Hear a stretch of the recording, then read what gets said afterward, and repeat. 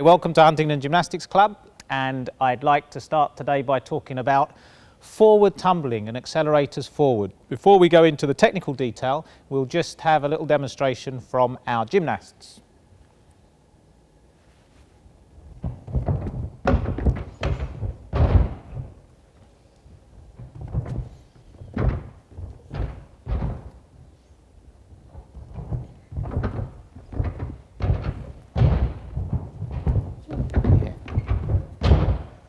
Thank you.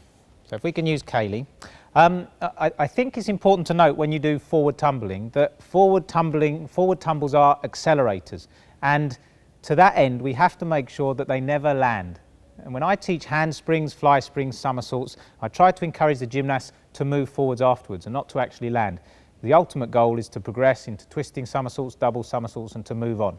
So a handspring, a fly spring should always accelerate.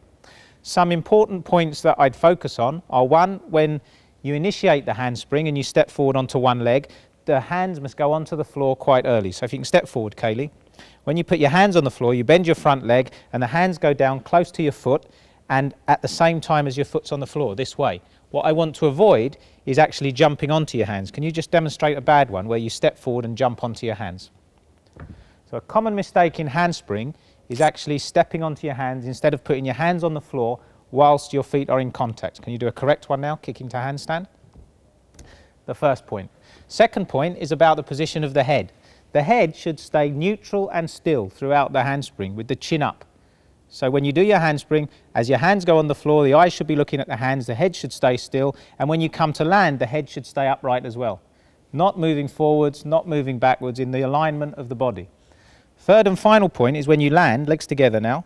When you land a handspring, you should land with your centre of mass behind your body so that you are falling forwards. Your body should be extended, so the muscles down the back of your body are contracted. Your arms are open, ready to make that strong flexion into the next element. And it's indeed this arch and dish action that the gymnasts need to make the connection into fly springs, straight somersaults and twisting somersaults. So important to land on toes with the head up and the arms pressed backwards, ready to make the next move. Let's see one more set of handsprings, girls and guys. Off you go.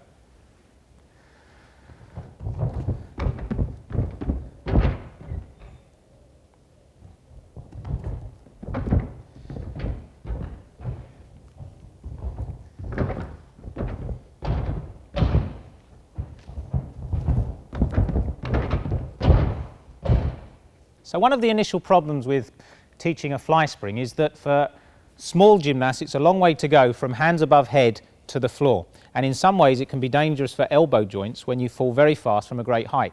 So if you raise the floor up slightly, you can actually make the fly spring slightly easier to learn in the early stages. So I'd like you to have a go now at run, take off from 2 feet and put your hands on the mat so you fly spring onto the mat.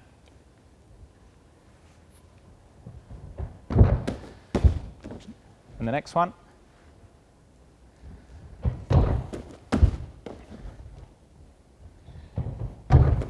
Stop a second, Luke. What I want to try and see is that the gymnast can go from feet to hands in the quickest amount of time. It shouldn't be a dive onto the hands, but a lean forwards and quickly get your hands onto the mat. Good. And we can try that once more with the mat crossways so that the gymnast can land on their feet, falling forwards. You could perhaps go into a forward roll afterwards.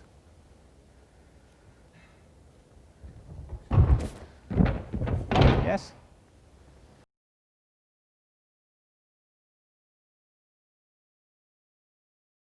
The other thing that you have to promote in forward tumbling is the acceleration of the heels, the driving of the heels, and the understanding that the gymnasts have to finish in this off-balance position. So using a safety mat on the tumble track is useful when the gymnast puts their hand on the track and then has to work to get their feet onto the mat. Because the landing is raised, it becomes much more difficult. They have to work very hard to get to the same final position. Can we have a go, girls and guys, at that? Hands on the floor. If you do a handspring, to land standing on the mat.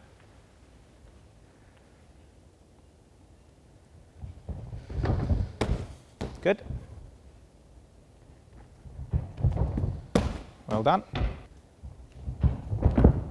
And can we try one more time now from a shorter run, maybe just 1 or 2 steps, even more difficult.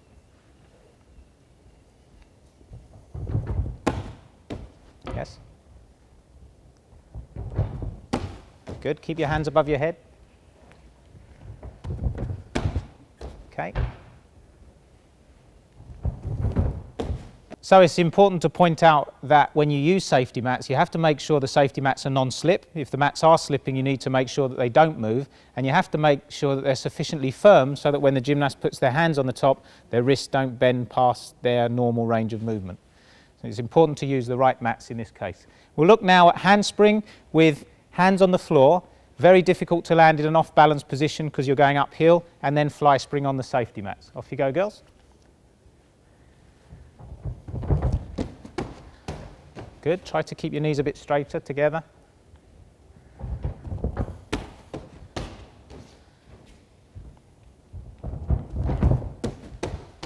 Well done.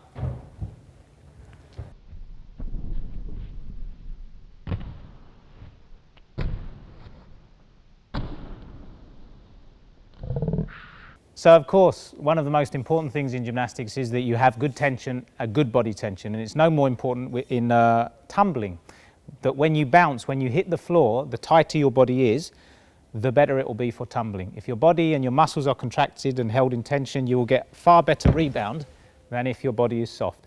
So in a handspring, the handstand is essential. If you can just do a handstand, Kaylee.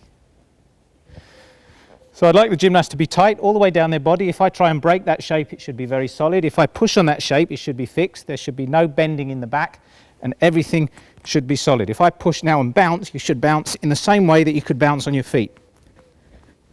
Good. Can you do for me on the floor? Kick to handstand and point your fingers.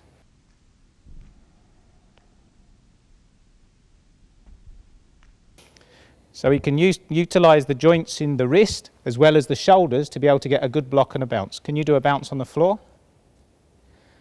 So long as the body's in tension, it will bounce in the same way that a gymnast will bounce on their feet. Okay. And there are many, many exercises to enhance body tension and to enhance the thrusting action from the shoulders. One example can be handstand. This can be performed against the wall or with a coach assisting. Just handstand, shrug your shoulders so that your neck disappears and appears 10 times. But without breaking in the elbows. So the only thing that should move are the shoulder joints, not the elbows. Yes? The same exercise can be done in front support. Katie, if you can make a front support position and just shrug your shoulders 10 times. Slightly easier version, but again, this should happen here without any breaking of form in the lower back. And then Tori, if you can do the same exercise but do 10 rebound jumps so that you bounce in front support.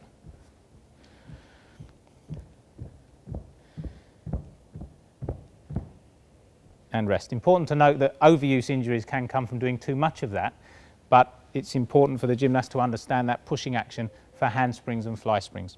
We can then make that a little bit more difficult by adding the jump onto a mat. If you just do onto the first platform first. And the next gymnast, one after the other.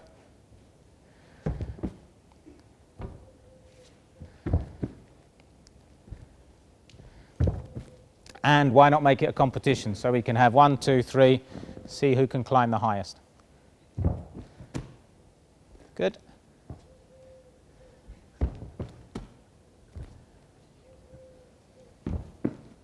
Yes.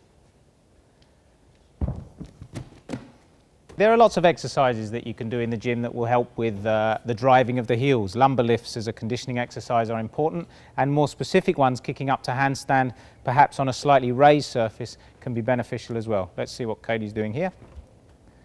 Head position isn't exactly right, but the emphasis here is on swinging the heels up towards handstand. Possible as well for the gymnast to wear ankle weight, so it becomes a little bit more difficult to get them to understand this, swinging the heels and keeping the body straight in handstand. One more time. So, and once you can do it on a lower rung, you can go on to the next rung and accelerate your heels there. Try. Up. Okay. Another good exercise for this heel drive action necessary for handspring and fly spring is here. So Kaylee, if you can just jump up. Same exercise, swinging your heels up dynamically to hit the whole of your body on the wall bars. And again, you can use ankle weights or a weight round the stomach if the gymnast is sufficiently conditioned to prepare this set of muscles for use for handsprings. One of the most important and difficult parts of a handspring and fly spring connection is the transition between the handspring phase and the fly spring, from arch with the head up to dish, what's known as a courbette action. And we have to spend a lot of time in gymnastics developing this strong action from arch to dish. There are lots of exercise again. Here's a good one that's quite relevant to handspring and fly spring. If you go, Kaylee. Faster. And if the gymnast is good, you can use a small weight, wrist weights, or holding a small weight in the hands to do lots of repetitions as fast as you can. 3 more, accelerate, fast. The speed with which you can change from one position to the next, very essential. So I'd like to talk now a little bit about supporting. And in gymnastics, supporting is very, very important, but it's not always the only way. There are always other options that you can use, and I'll try to explain them as we go. But a use of supporting can be very beneficial, especially with tumbling. And in tumbling, the emphasis isn't really to lift people round elements, but to help to shape and put the gymnast in the right position. When you support a handspring, there are lots of different ways. A standard basic way is like this. Kaylee. So I'll just support the gymnast with one hand on the back and one hand on the arm so that I can catch them in case they're going to fall over. But now I actually want them to move forwards into another skill. So I'm now going to change my support so that as the gymnast performs a handspring, I'm going to put one hand on their stomach and one hand on their back in the same way that I would support a conventional somersault. So if Katie can perform a handspring, I'll change my support. This means that I can actually help to accelerate the handspring by lifting the gymnast off the floor and putting her into an off-balance position ready for the next skill. I'll do the same with the next gymnast.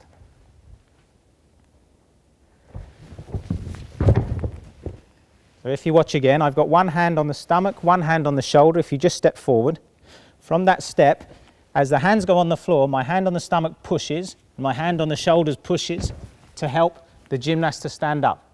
And by changing my force, I can put the gymnast into the correct final position. Same again, Cameron. And of course, spotting is a very mobile thing. You have to move sideways very fast. So, using the same support that has been learned for a standard front somersault, one hand on the stomach, one hand on the back, it's possible to support multiple handsprings and to help put the gymnast into the correct position, overbalancing, ready for the next skill.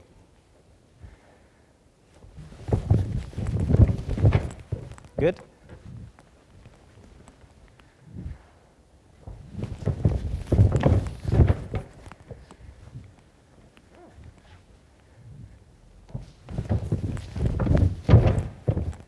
Good.